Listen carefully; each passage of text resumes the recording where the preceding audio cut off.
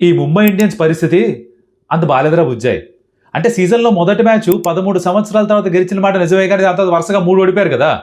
ఇప్పుడు పైగా పంజాబ్ కింగ్స్తో మ్యాచ్ ఆడాలి. పంజాబ్ కింగ్స్ ఏమో రెడ్ హాట్ ఫామ్లో ఉన్నారు.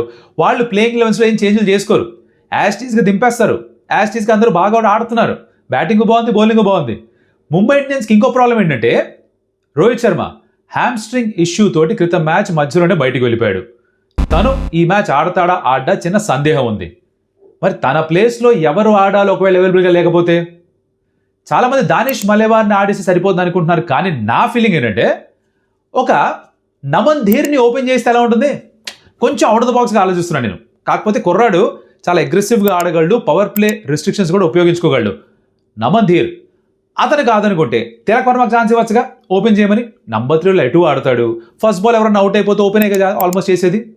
తను కూడా స్పిన్నర్స్ క్రికెట్ అవుతున్నాడు, ఓపెన్ పంపించి నువ్వు కొట్టరా చిన్న అంటే ఎంఐకి ఏమన్నా బ్యాటింగ్లో కిస్మత్ కాస్త మారుతుందా అని నాకు అనిపిస్తుంది. మరి మీరేమంటారు? చెప్పండి. ఇది చూసి భయపడకండి, చెప్పండి.